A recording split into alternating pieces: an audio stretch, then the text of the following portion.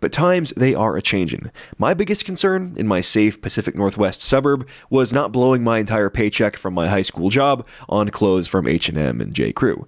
Kids these days have it a whole lot worse. Some of you probably know what I'm talking about by now, but odds are a lot of you don't. Today's story, despite being horrific, really beyond words, was predictably buried in the mainstream media. Even worse than buried, this terrible, violent attack is being presented by the lying media as some sort of accident.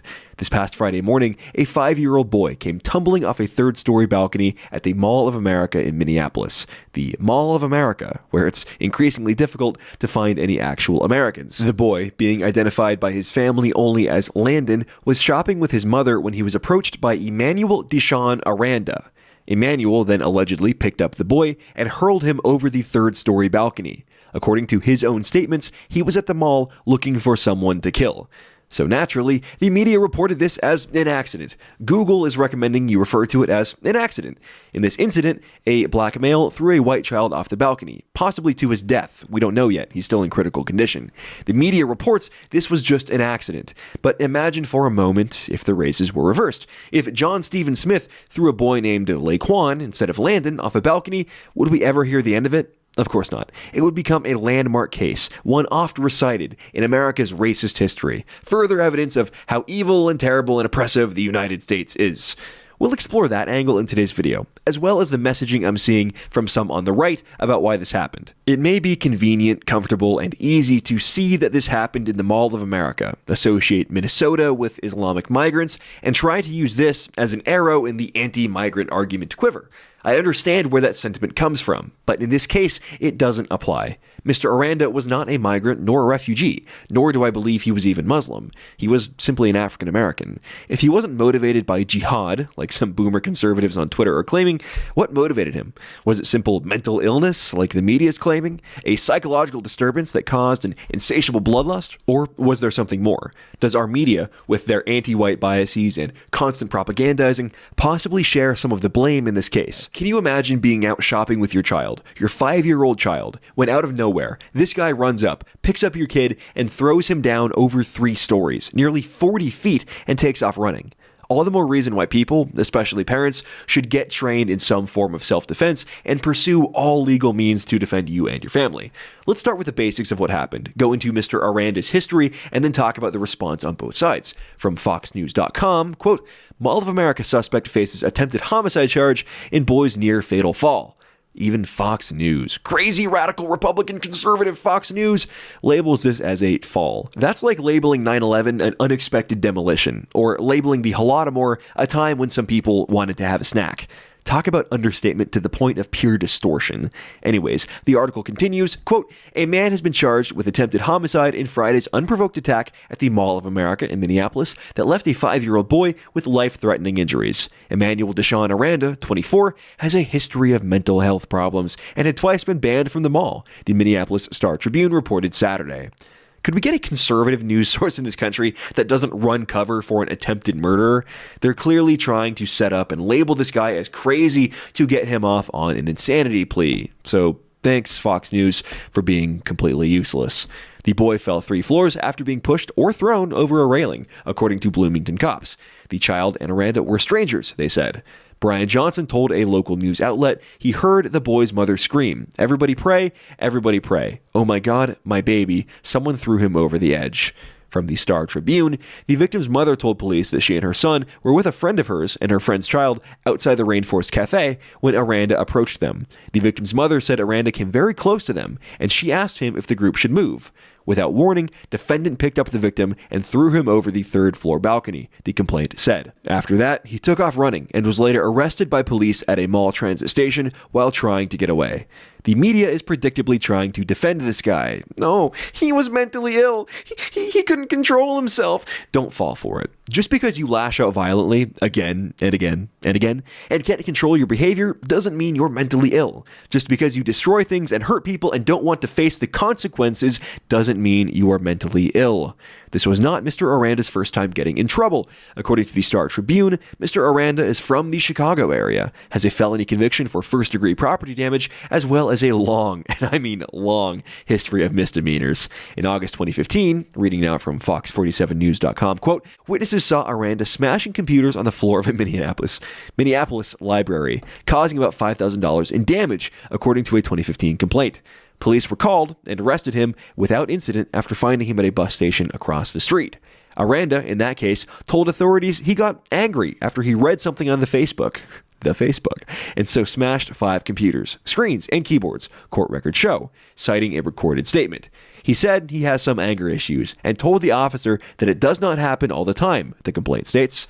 Back to the Star Tribune, also in 2015, he was arrested at the Mall of America after a police officer saw him throwing items from the mall's upper level. Aranda was ordered to stay away from the mall for a year, but he ignored the order.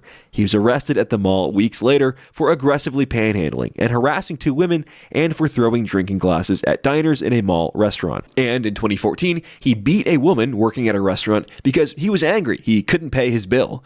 He then pulled a knife and threatened to stab a customer that intervened. Are you starting to see a pattern? More importantly, are you starting to see a problem? In the past, in this very country, believe it or not, people like this would have been locked up for a long time. The criminally inclined, as it were, would have been locked up and the key thrown away. How many times does a violent criminal have to demonstrate they are not capable of functioning in society? 1 violent outburst, 2, 3.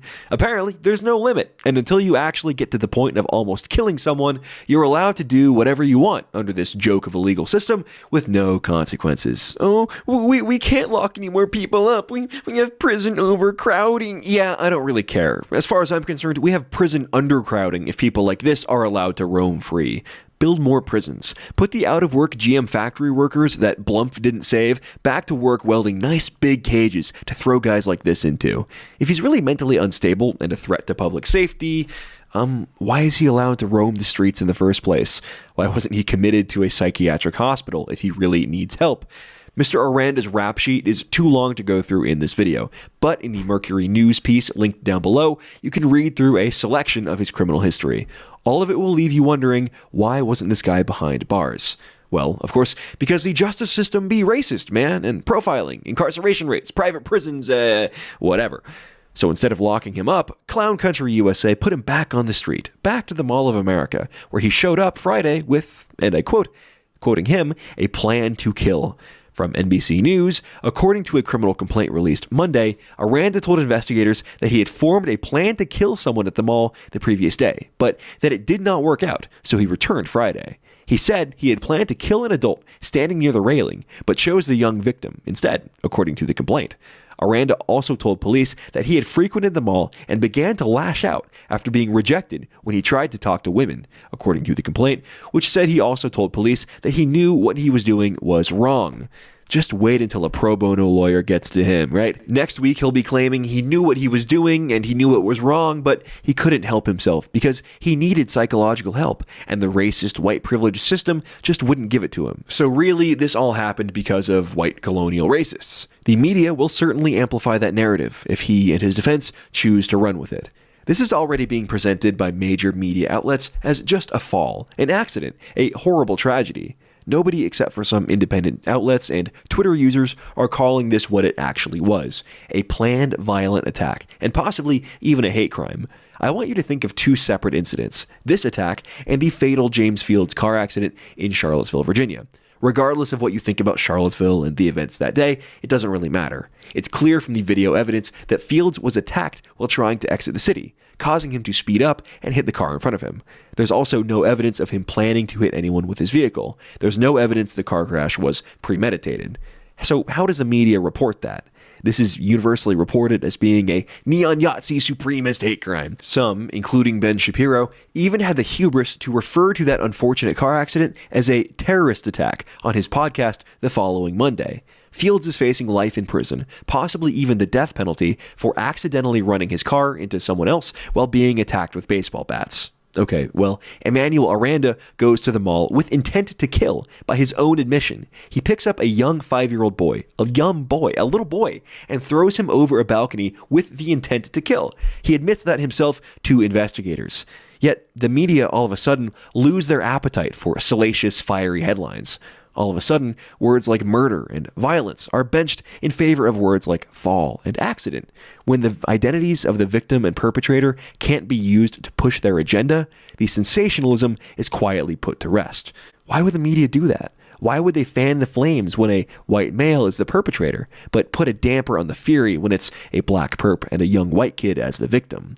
It's a question worth asking yourself. You already know the answer, of course, but if you still had any faith in the objectivity or accuracy of the mainstream media, this should shake it to pieces. Now, let's talk about how some on the right are responding to this. Legions of boomers are owning Ilhan Omar epic style on Twitter by claiming she is responsible for this because something Muslim Minneapolis owned her. That's not quite right. There's no evidence to suggest Emmanuel Aranda is a Muslim. With a name like Emmanuel, odds are pretty slim he came from a Muslim family. Also, according to reports, he was born in Chicago, so the Somali migrant theory falls flat too. I think people are drawn to these theories because they see that the perpetrator is objectively black. They see the victim's white, but they don't want to make it about race. They don't want to be called the R word. But really, aren't those two descriptors, Muslim or Somali migrant, just proxy descriptors for race? I think that people trying to make those claims should stop lying to themselves and own up to what they actually feel. There are plenty of things that could have radicalized Mr. Awanda, whatever his name is, and led him to do what he did. How about the insistence from the media that white people are evil colonizers, responsible for all the current ills that plague the black community?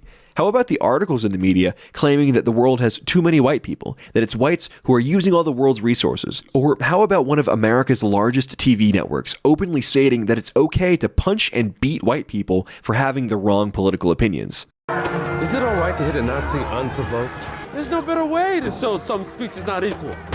Some speech requires a more visceral response. It's like Overton's window. That's right. CBS actually ran a show just last week where unprovoked violence against a white character committed by a black character is celebrated because the white guy has political views the other guy doesn't like. The media isn't just maligning their coverage of this issue. There's a very real chance their messaging and constant propagandizing led this guy, or at least contributed to this guy doing what he did.